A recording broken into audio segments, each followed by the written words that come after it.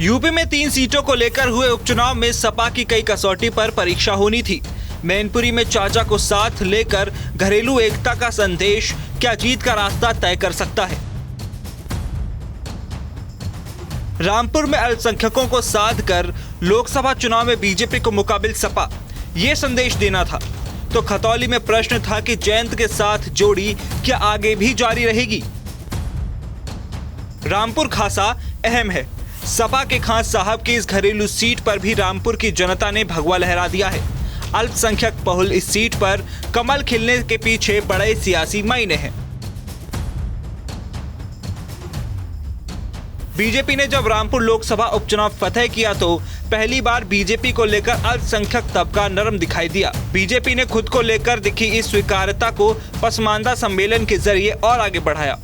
पिछड़े मुसलमानों को अपने एजेंडे में लाकर उनकी तरक्की के लिए, उनकी बेहतरी के लिए योजनाओं में उनकी हिस्सेदारी बढ़ा दी।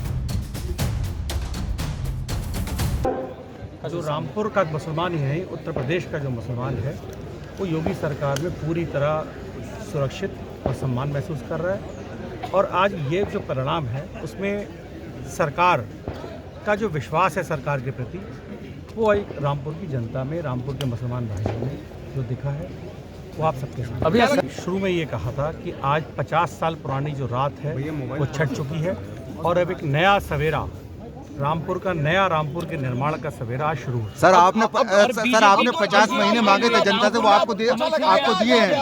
आकाश सक्सेना के साथ विधानसभा जाएगा। देखिए बिल्कुल, अब अब्दुल और अंगद दोनों साथ विधानसभा जाएंगे। सर आपने जनता से 50 महीने मांगे थे, आपको दे दिए हैं 50 महीने, आगे क्या कदम उठाएंगे जनता के लिए? का एक गढ़ माना गया है रामपुर, अब क्या बीजेपी का कमल खिल गया पूरी तरीके से रामपुर में? देखिए, रामपुर कभी किसी का गढ़ नहीं रहा। यहाँ के मुसलमान भाइयों को हमेशा गुलाम बना के रखा गया।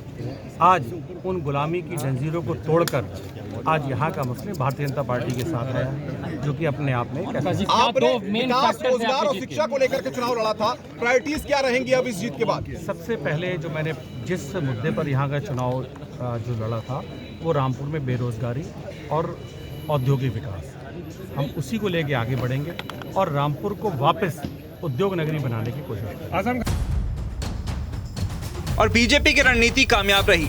सपा के खान साहब जो रामपुर वालों से खुद को सम्मान देने की दुहाई दे रहे थे, रो रो कर वोट मांग रहे थे, खान साहब के आंसू काम न आए, दुहाई को भी रामपुर ने ठुकरा दिया।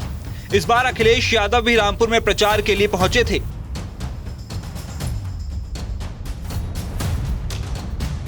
उनकी अपील भी रामपुर के आवाम ने खारिज कर दी। बीजेपी नेता आकाश सक्सेना आजम खां की काली करतूतों को लेकर सालों से संघर्ष कर रहे थे।